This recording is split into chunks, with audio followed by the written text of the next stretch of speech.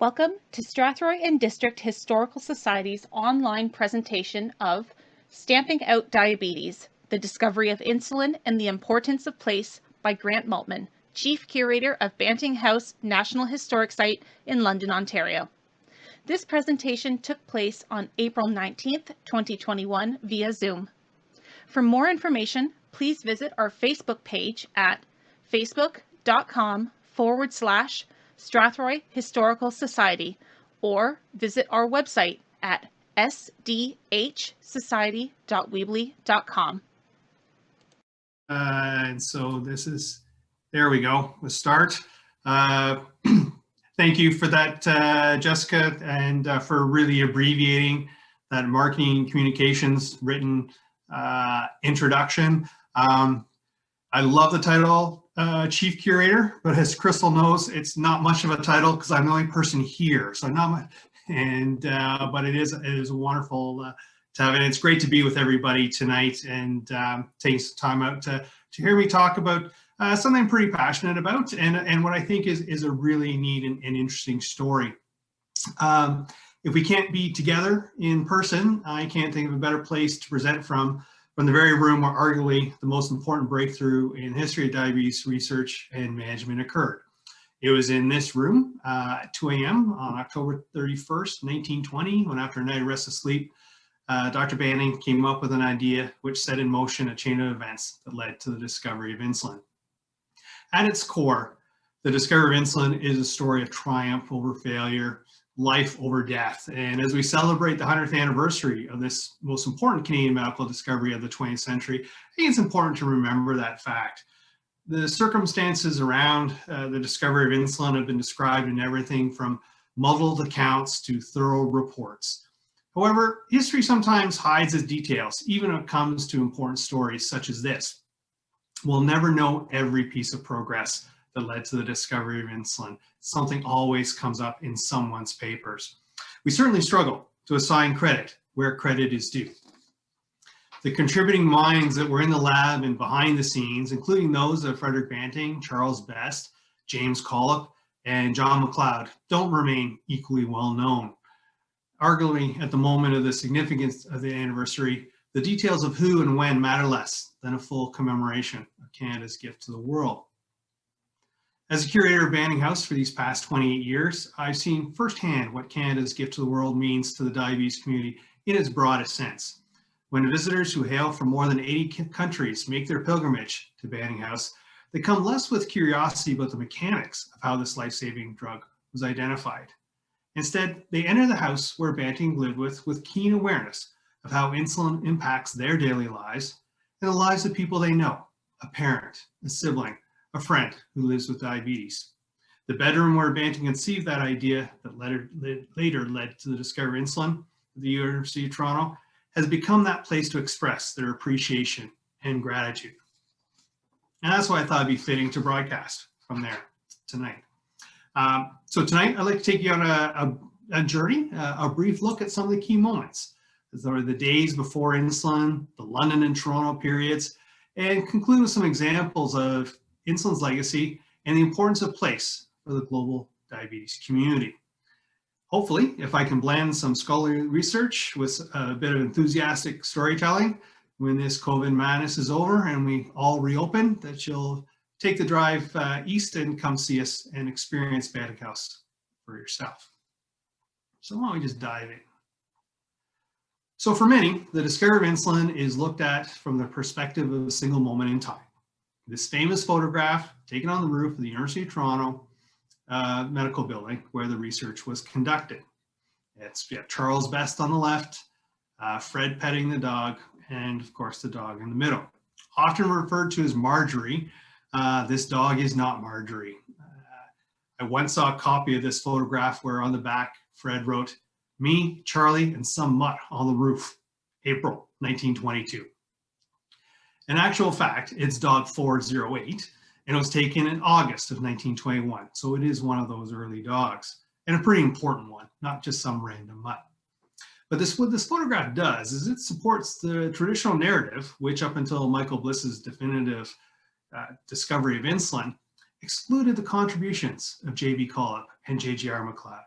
So like any other story, this image is neither the beginning nor is it the end. So in fact, we can trace the discovery of insulin's origins to the Ebers Papyrus, written in 1552 BCE, and that's the parchment in the middle of that East German stamp, and it's become accepted as the earliest recording of what could be considered the diabetes condition. It's been translated many ways, from a prescription for someone with sweet-smelling urine, or a process to eliminate urine, which is too plentiful. The more likely candidate, though, the first to record the diabetes condition, was Imhotep, who was the prime minister for the pharaoh Zoser. He was a high priest and court physician, and it's possible that his observations on patients with frequent urination were recorded around 3000 BCE, so 1500 years earlier than what's on the Ebers Papyrus. Whoever wrote it, though, it has become accepted as a recording of what would later be referred to as diabetes. Now, these observations were not isolated to ancient Egypt. Around the same time, we have a collection of medical writings from China and India, where we find documentation of additional symptoms, which include thirst, fatigue, leanness, and even the suggestion of a hereditary link to the disease. In all these documents, there's a common theme. There's no reference to any treatment. What's really interesting to see is these symptoms are symptoms that we at Diabetes Canada are putting out even to this day for people. When you're wondering, when people are wondering if they have diabetes, what are the symptoms? They haven't changed in 3,000 years. We jump to Hippocrates, and now he didn't make any specific description of the disease, but he did comment on its ultimate conclusion. Quote, when a lot of urine is passed soon after drinking, the recovery from this disease is very doubtful. And that's around 460, 300 BC during that period. So we're closing in. But then we have another break. It'll be 500 years later, as physicians became more consistent in recording the symptoms of this mysterious disease, they also started to better understand it. And so we have this gentleman, Claudius Galen. He was a Greek physician, and he diagnosed this disease as the weakness of the kidneys. And he suggested the leanness of the patient was the inability to metabolize nutrients, which were then passed in the urine. Although it was a mistaken interpretation, he was among the first to make the connection between kidney and diabetes. And it would be many centuries later before it was accepted that kidney-related issues were a symptom, not a cause of diabetes. And today, we point out how kidney disease is one of the complications of diabetes. A contemporary of Galen was another Greek physician, Aretaeus, and people have credited him with actually coming up with the term diabetes. For certain, he popularized the term, and he described this disease as the melting of the flesh. And so as we pass through the Middle Ages, Arab physicians continued to bring their writings on the symptoms of diabetes to Europe. And we have the Persian physician, Avicenna, who lived 980 to 1037 AD. And he offered that gangrene was associated with frequent urination, and that diabetes could be related to such complications as non-healing wounds. Again, something we stress today with people who are living with diabetes. But again, it's just a basic description, a diagnosis, and it's from this point on. So we're looking around, 1000 AD, it'd still be another 500 years until the 1500s that physicians actually had a clear understanding of this disease and were able to move from describing it to actually diagnosing it. So as we enter the Renaissance, as scholars begin to re-examine the texts from the ancient world, we have Paracelsus from Switzerland, and he agreed that diabetes was the failure of the kidneys, and he maintained that diabetes was actually a result of chemical changes in the body. He reported retrieving a solid residue from evaporated diabetic urine, but he mistakenly referred to it as salt, which is really interesting because one would have thought he would have had this gentleman in his employ. Whereas during this era, the diabetes was commonly diagnosed by special water tasters. Yes, it's exactly as what you are thinking right now. It's a very nice job title for someone who actually tastes the urine of the patient. Now, these urine tasters described it as delightful and honey sweet, At the same time, they also hypothesized that there is sweetness in the urine. The same could be said of the blood. And it was during this period we have our next great breakthrough in diabetes research when we add the word mellitus from the Latin referring to the sweetness of honey that was added to diabetes, hence our modern term of diabetes mellitus. By the 1800s, we saw many breakthroughs in the understanding of diabetes. Tests were developed to measure the presence of sugar in urine, not using urine tasters. In 1857, Claude Bernard began researching diabetes in animals and studying the works of the liver and its role in metabolism and the role of the pancreas and its digestive enzymes. He would later coin the phrase the internal secretion and its possible role in carbohydrate metabolism. In 1869, a young German medical student by the name of Paul Langerhans announced that he discovered microscopically that the pancreas contained two systems of cells, one which would become known as the islets of Langerhans. And while he was able to demonstrate that these islands, quote unquote, would have marked changes when autopsies were conducted on patients with diabetes, they had no idea as to what their function was. It would take another 30 years when Oskar Minkowski announced a direct connection between the pancreas and the diabetes. He basically removed the pancreas from dogs and rabbits and then later pigs, and he found a lack of substance in the pancreas that was different from the external secretion that was responsible for what he called experimental diabetes. And so at this point, we now know the pancreas, this organ in our body, had something to do with this condition, but they weren't sure what. We have this external secretion that helped with metabolism, and there's thought of this internal secretion that is somehow trapped. And there is numerous attempts to isolate this unknown substance. Try that in English. There are numerous attempts to isolate this unknown substance, that internal secretion, but they all proved unsuccessful. So we have our organ, we know it's somehow involved, but we haven't a clue how. So as this sort of brief overview, as you saw, as the centuries passed, it became easier to describe or diagnose the disease than it was to treat it. What was generally accepted by all was that if one was to achieve any kind of success, the disease would have to be treated early. And even then, there would be limited results. And by treatment, they meant diets.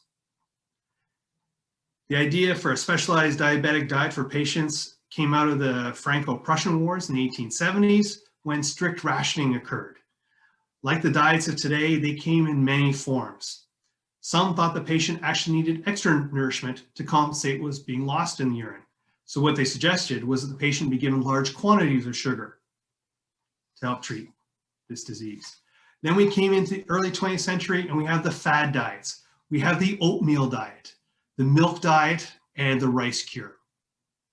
They even offered opium as a treatment, which really only addressed the pain and suffering that would occur in those later stages. By 1920, the accepted treatment was a starvation diet developed by leading American diabetologist Frederick Allen. In essence, this starvation diet was defined by precise daily intakes of proteins, fats, carbohydrates. It included a period of fasting in hope that the patient could, quote, live sugar-free for a period of time and therefore be symptom-free. Despite these efforts, once a patient was put on this diet, their life expectancy generally was 6 months to 2 years. And this diet is a terrible diet. We have some of these early diet sheets where a patient was allowed, under 50 carbohydrates for the entire day. Vegetables would be thrice boiled before they're given to you. And by thrice boiled, this means, I always describe with our students, take your least favorite vegetable, put it in a pot of cold water, bring it to a boil, drain it, fresh pot of cold water, bring it to a boil, drain it, and then do a third time, and then serve it.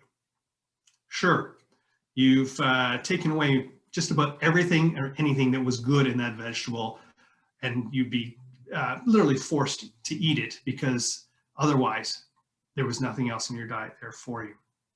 Imagine, if you will, the emotions parents must have felt when they chose to let their children starve in the hope of a miracle. instead of the alternative, letting them continue normally until they slipped into a coma and died. When this photograph was taken, this child was 6 years old and he weighs 25 pounds. He was given approximately 6 weeks to live when this photograph was taken. The discovery of insulin changed his prognosis and leads us to the question, how did we get there?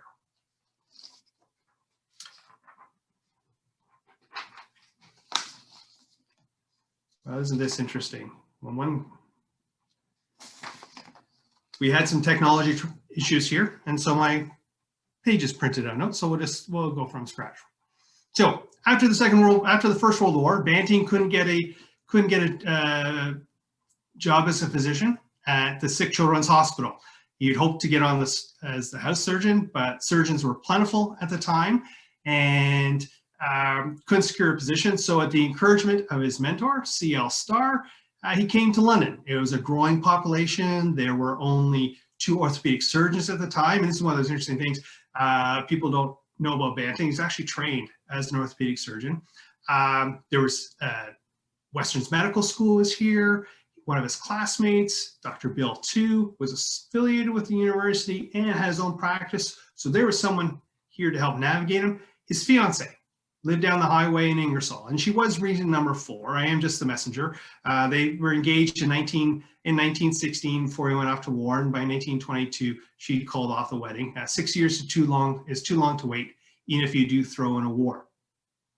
And while he was here, when he opened up his practice, he did everything wrong.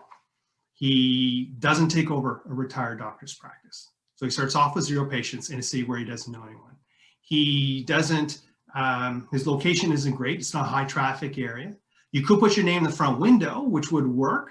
The problem is that wonderful silver maple up front is covering it, so you're not going to see Frederick Banting, MD. His office hours were terrible, 1 to 3 in the afternoon, 7 to 8 in the evening. So this, and the phone book, you could put your name in.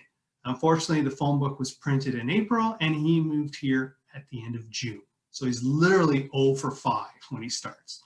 He opens the door on the 1st of July, and his first patient arrived 28 days later. And according to his memoir, it wasn't even a real medical problem. It was an army officer going to reunion with his men from the war. Quote, he was an honest soldier who had friends visiting him, and he wanted to give them a drink. I gave him the prescription and consider myself rather highly trained for the barking business. Our great Canadian hero starts off his career selling illegal alcohol prescriptions. He does get 2 real patients over the next 2 days, so his total income for July is $6, 2 of it illegal alcohol prescription. Not good when you owe $7,800 on the house.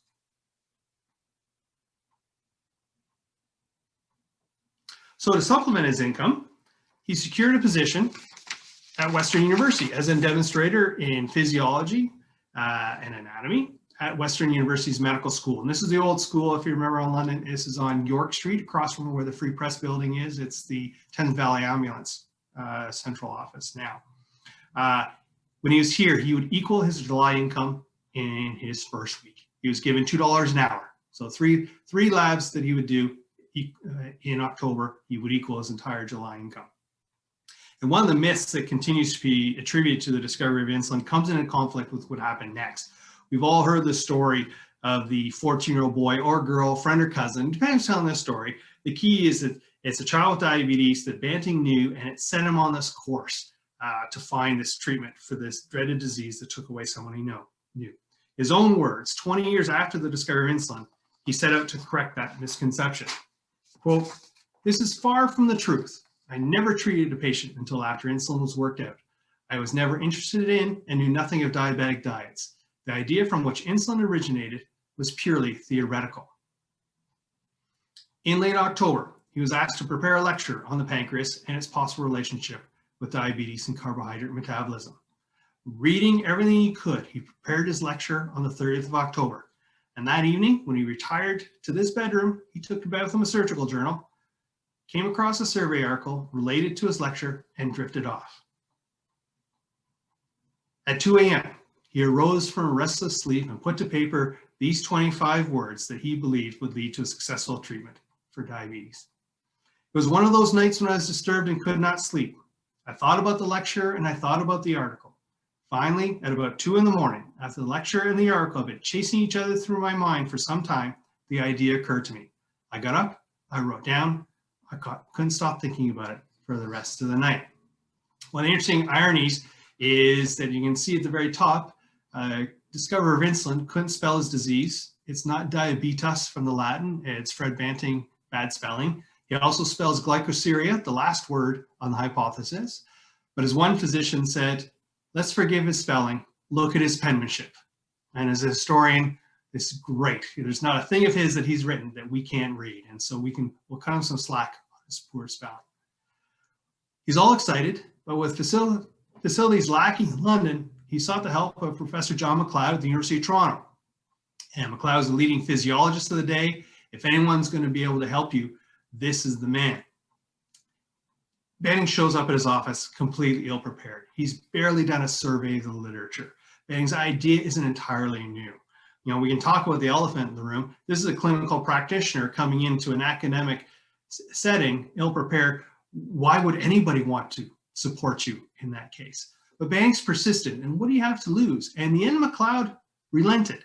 He agrees to give him 8 dogs, a research facility, and a graduate student, Charles Best, to do the work.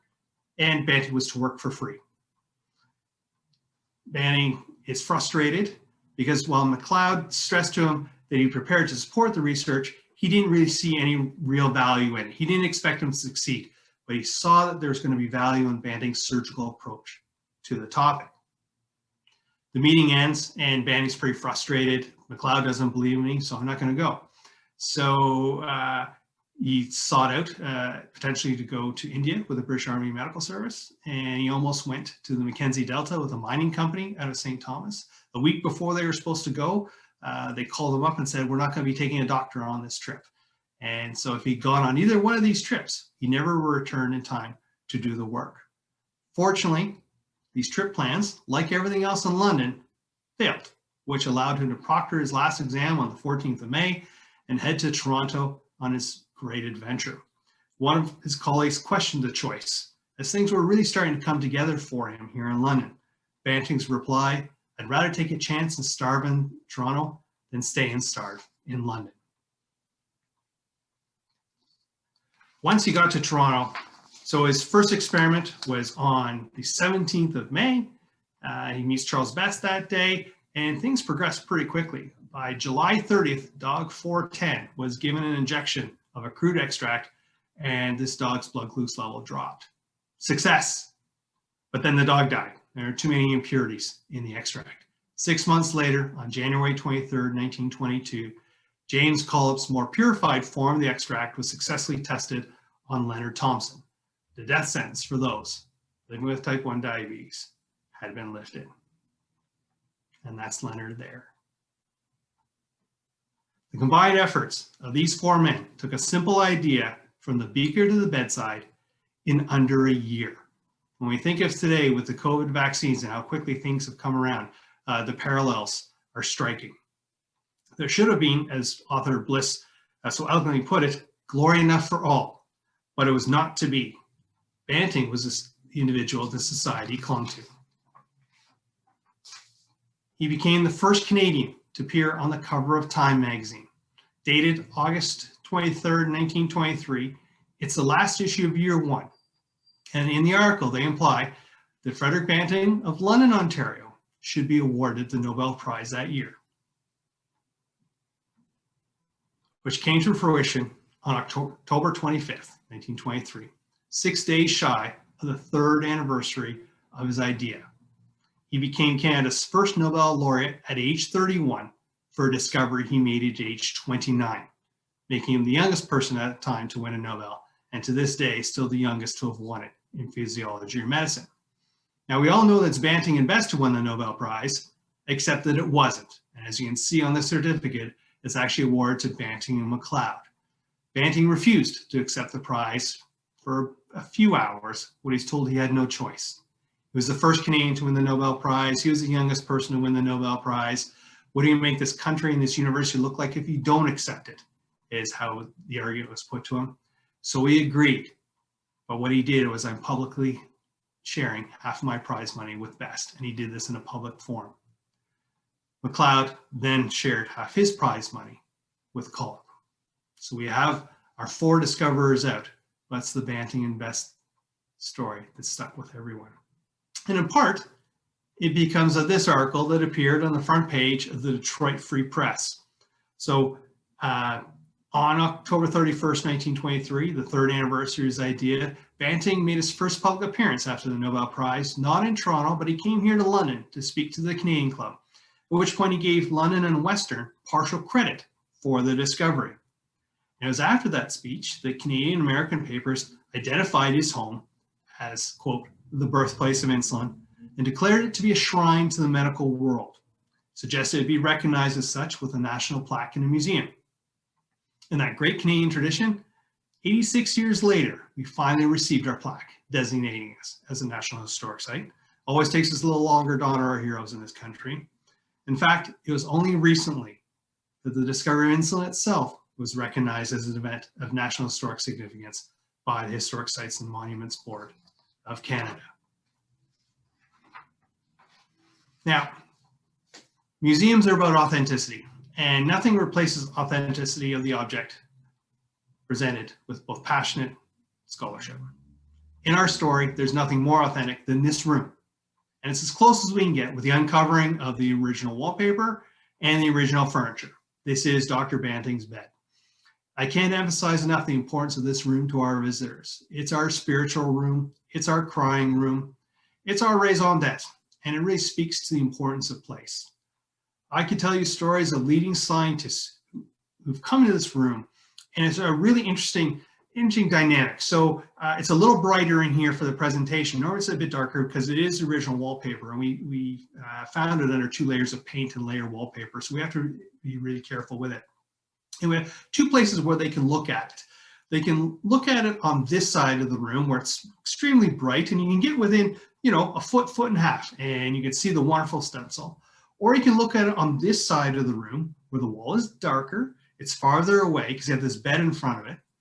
And almost to a person, the researchers, that's where they'll look at the wallpaper because they know they can't touch it. But to see it better, they have to accidentally lean into Banting's bed. At which point I tell them, it's not the mattress, it's the frame. And they just look at me and say, thank you, and grab the foot of the bed. And you can see where the metal has been rubbed off as people come to get the photograph taken. Sometimes they'll ask to sit on it, and we do allow people to do that. I actually had one gentleman sit on the bed, and the next thing I know, he's laying down. So he's crossed a line, where you need a bus ticket to get back to, and so he sees this look on my face, and sees a little bit of concern, and so he sits up and he says, "I'm so sorry, but you'll never know what this means to me. I've been doing diabetes research in Argentina for more than 30 years. This is the greatest moment in my field. Maybe now I've been here, maybe now I can finish his work." Okay, well, with the number of people with diabetes in the world ranging around 460 million, sure, if you want to take a power nap, go ahead. We'll close the door and turn off the lights.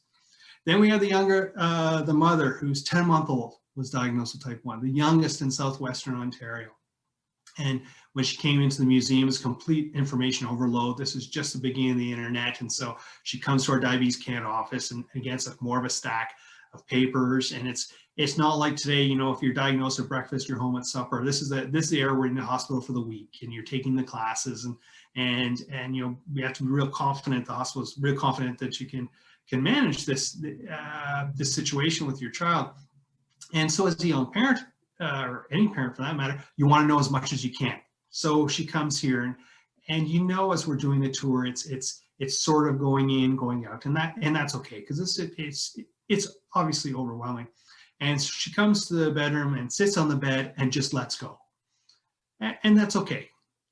If you're crying in here, you get it, and you're not the first, you're not the last. You take all the time you need. My office is just down the hall.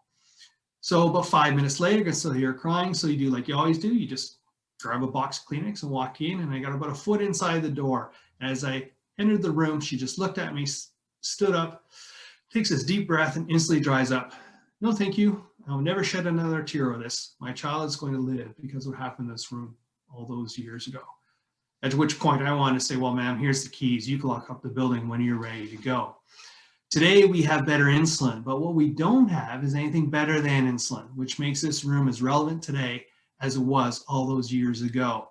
And there's no better way to illustrate it than through these next images. Dear Dr. Banting, thank you very much for discovering insulin. You saved me and many others. You and Best are the best, Christy. Thank you for letting me have insulin. I would have been dead, but you came and saved my life. Thank you very much. You're a very nice person. Thank you again, Justin. Dear Dr. Banting, I've lived with diabetes for 24 years and counting. I just want to say thank you for that. You are my hero. Sincerely, Bridget. These letters and images all suggest a particular moment in time, those early days of the miracle of insulin. I think we can all agree that humanity and the human experience were captured in those slides. Honesty? Not quite. While the words were undeniably true, I can't attribute them to those children. They were in fact letters left for him here in this bedroom over the past 10 years. We have approximately 3,000 Dear Dr. Banting letters that we've collected in our house here at the museum.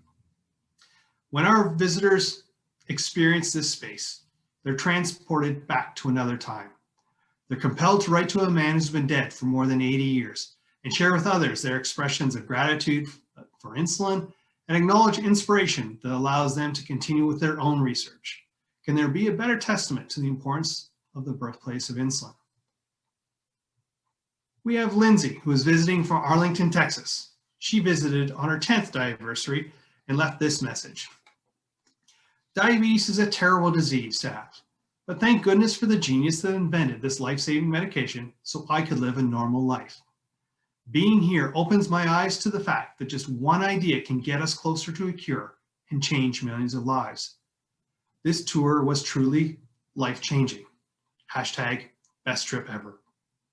Her mother also commented, "It is a very emotional experience when the significance of Dr. Banting's discovery is on the tour beside me. My Lindsay. This was the purpose of our trip to Canada." Here we have Tyler. He got to go on a road trip from Virginia. And speaking with his mother, she left this note. We give Tyler a small gift every year for his diaversary. So a diaversary, people living with diabetes have their birthday. Oops, sorry. There we go. They have their birthday, and then they have the anniversary of the day they're diagnosed, and so they call that their diaversary. So my husband and I decided to buy him a brick this year and make the pilgrimage to the Banting House. We are grateful and we are humbled by the experience of seeing the location where his inspiration for research began. Tyler thanked us and said it was very cool. It's a memory he won't soon forget. Then we have the story of Danielle and Tyler. Tyler surprised Danielle with her own brick, recognizing her ability to control her diabetes and not let it control her. As you can see, it's written, "I am greater than my highs and lows." This is a complete surprise to her. So when she saw it, she started crying. And when she stopped crying, he dropped to a knee and surprised her with a ring. She started crying again. For her, Banting House represents two memories, which she will never forget. And memories are what make places important. The history that's relayed through personal stories are what gives certain buildings or settings the importance that's associated with it. Places don't establish themselves as significant. Rather, it's the people who place the significance that seems to last lifetimes. So I took this picture of that little girl in the middle, probably about 10 years ago. She had just finished a tour of the museum, and she knew that this man and his colleagues had saved her sister's life. So at the end of the tour, she just ran from her parents and stood gazing in front of the statue. For me, it's one of my favorite memories here. At Banting House, we also have a responsibility to the future. And for us, that future is represented through the Flame of Hope, which was kindled by the Queen Mother on July 7th, 1989. A symbol to the lives lost to diabetes and the hope for a cure, It will burn until a cure for diabetes is found. It will be extinguished by the research team that announces that discovery to the world. Next to the bed, the flame is probably our most photographed object in our collection. So to tie this all back together, this young man is Ted Ryder. He was Dr. Banting's last surviving patient. As a child, he looked just as bad, and later, just as good as the children we saw earlier. In fact, he was that first child I showed you, the one in the sailor suit sitting in the wheelchair in 1922. He was almost 77 years old when he died in 1993. His 1923 letter to Banting is one of my favorites. Dear Dr. Banting, I'm a fat boy now and I feel fine. I can even climb a tree. While he never saw a cure, he benefited from broad-based research that wasn't a cure. The discovery of insulin, better insulin, standardized syringe sizes, and improvements in the understanding, treatment, and management of his disease. He's a testament to the legacy of research conducted before and after the discovery of insulin. Because before Banting, he was actually on that starvation diet. And he went from those early crude form insulin in 1922 to synthetic insulin in 1992. Since 1981, under Diabetes Canada's good stewardship, for those living with or affected by diabetes, many have referred to Banting House as a diabetes mecca. And symbols are important. They reflect who we are and what we stand for, and their power to motivate people cannot be underestimated. For the researchers today, Banting House, Banting Statue, and the Flame of Hope are three such symbols of Canadian ingenuity and hope. For the global diabetes community, Banting House has become a site of pilgrimage, inspiration, and comfort. As we reflect on 100 years of insulin, it's important that we properly acknowledge the important contributions of Banting, Best, Collett, and MacLeod, and commemorate the incredible events that occurred at the University of Toronto. It's also important to recognize that because of the events of October 31, 1920, the course of medical history in Canada, and indeed the world, was transformed by Canada's gift to the world. Basically, a modern-day post-it note changed the world. And for the millions of people living with diabetes and using insulin today, that's all that really matters. Thanks to insulin, a diagnosis of diabetes is no longer a death sentence. It revolutionized the management of the disease and continues to save millions of lives. Yet a century later, the problem of diabetes and its consequences is bigger than ever. Insulin is not a cure, and we are not yet at the finish line. With 11 million Canadians living with diabetes or prediabetes, we cannot wait another 100 years to end diabetes and extinguish the flame of hope with the words, "A cure has been found." Thank you. Thank you for watching this presentation by Grant Maltman for the Strathroy and District Historical Society. For more information, please visit our Facebook page at facebook.com/Strathroy Historical Society, or visit our website at sdhsociety.weebly.com. Thank you.